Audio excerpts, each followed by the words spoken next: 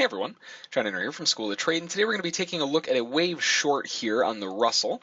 Nice little push down here after that news came out. Had just a beautiful setup for essentially what is a perfect wave to the downside. Now today is Wednesday, tomorrow is going to be Thanksgiving, so today is expected to be a little bit slow. And because of that, going for a full target down here might be a little bit risky. Honestly, it's going to be better to go for a target somewhere around 84.6, just right back to the low.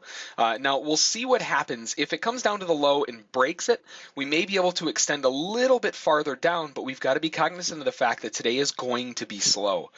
Now, we just had our first target taken off, so our stop's going to go to break even there. We'll keep an eye on it right now. Quick little move down to the downside here. Got the first target off already. Two contracts off at 9, so it's going to be 18 ticks so far, and now we're just looking for a little bit more continuation. Again, if we see a little bit of a bounce here at the lows, we need to see it break down, first of all. If it doesn't break down, then we know that, maybe we can try to limit out at 84.6 or so and just try to get it taken out there. But we're testing it right now. Need to see it break through and see how it's stalling right there. We're not breaking through or bouncing up there.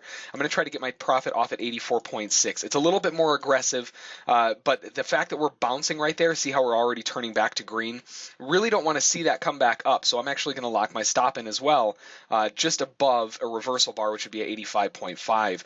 I know I'm managing this one very, very quickly, and I'm managing it very aggressively, and that's just because it's the day before a holiday. Day before holiday is always a little bit risky. And there we go. We got that target filled down there.